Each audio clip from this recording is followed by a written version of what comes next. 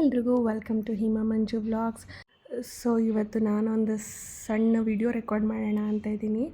So ಇಷ್ಟು ದಿನ gap ನಂತರ ಮತ್ತೆ ಸ್ಟಾರ್ಟ್ ಮಾಡ್ತಾ ಇದ್ದೀನಿ. ಸೊ ಈ ಒಂದು ಗ್ಯಾಪ್ಗೆ ಒಂದು ರೀಸನ್ ಇದೆ. ಸೊ ಆ ರೀಸನ್ನ ನಿಮ್ಮ ಜೊತೆ ಹಂಚ್ಕೊಂಡು ಹಾಗೆ ನನ್ನ ಒಂದು ಪರಿಚಯ ಕೂಡ ಇದರಲ್ಲಿ ಮಾಡ್ಕೋಬೇಕು ಅಂತ ಅಂದ್ಕೊಳ್ತಾ ಇದ್ದೀನಿ.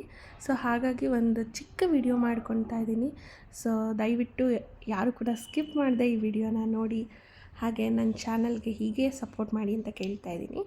ಆ್ಯಂಡ್ ವಿಡಿಯೋ ಸ್ಟಾರ್ಟ್ ಮಾಡೋದಕ್ಕೆ ನಾನು ಫೈನಲಿ ರೆಡಿ ಆಗ್ತಾ ಇದ್ದೀನಿ, ಬನ್ನಿ. ಹಲೋ ಎಲ್ರಿಗೂ. ಸೊ ಫೈನಲಿ ನಾನು ಕೂಡ ಕ್ಯಾಮ್ರಾ ಫೇಸ್ ಮಾಡ್ತಾ ಇದ್ದೀನಿ.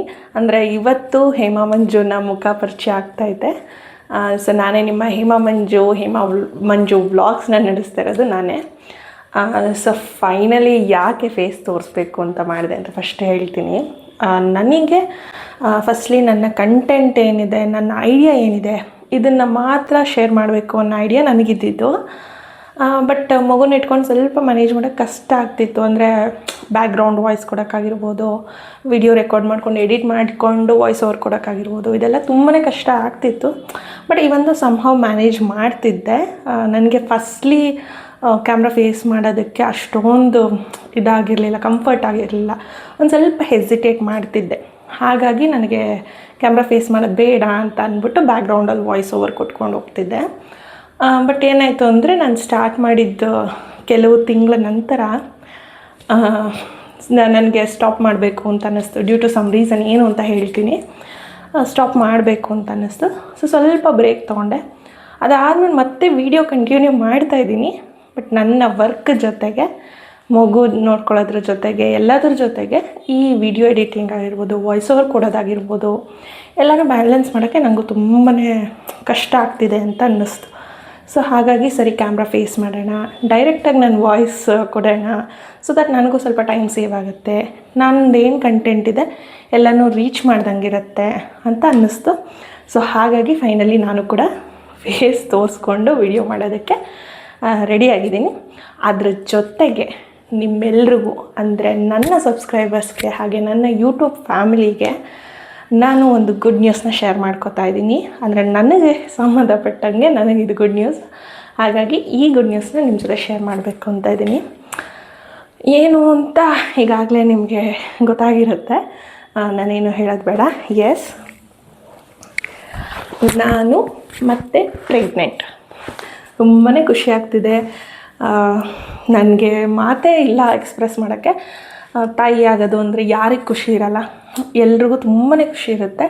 ಸೊ ಅದರಲ್ಲೂ ನನ್ನ ಮಗಳು ಈಗ 1.5 ವರ್ಷ, ಮತ್ತು ನಾನು ಸೆಕೆಂಡ್ ಪ್ರೆಗ್ನೆನ್ಸಿ ಕನ್ಫರ್ಮ್ ಆಗಿರೋದು. ನನಗೆ ತುಂಬ ಅಂದರೆ ತುಂಬ ಖುಷಿ ಆಗ್ತಿದೆ. ಆ್ಯಂಡ್ ಈಗ ನನಗೆ 5 months ಕೂಡ ಕಂಪ್ಲೀಟ್ ಆಗಿದೆ. ಸೊ ಇದೇ ರೀಸನ್ಗೆ ನಾನು ಒಂದು ಬ್ರೇಕ್ ತೊಗೊಂಡು ಮತ್ತೆ ರೀಸ್ಟಾರ್ಟ್ ಮಾಡಿದ್ದು. ಹಾಗಾಗಿ ಈಗ ನಾನು 2 ಮಗು ಜವಾಬ್ದಾರಿ ಇದೆ. ಒಂದು ಮಗುನ ಆಡಿಸ್ಬೇಕು, ಇನ್ನೊಂದು ಮಗುನ ಕೇರ್ ಮಾಡಬೇಕು. ಸೊ ಆ್ಯಸ್ ಅ ಮದರ್ ನನಗೆ ಬ್ರೇಕ್ ತೊಗೋಬೇಕು ಅಂತ ಅನ್ನಿಸ್ತು. ಹಾಗಾಗಿ ತೊಗೊಂಡು ರೀಸ್ಟಾರ್ಟ್ ಮಾಡ್ತಾಯಿದ್ದೀನಿ.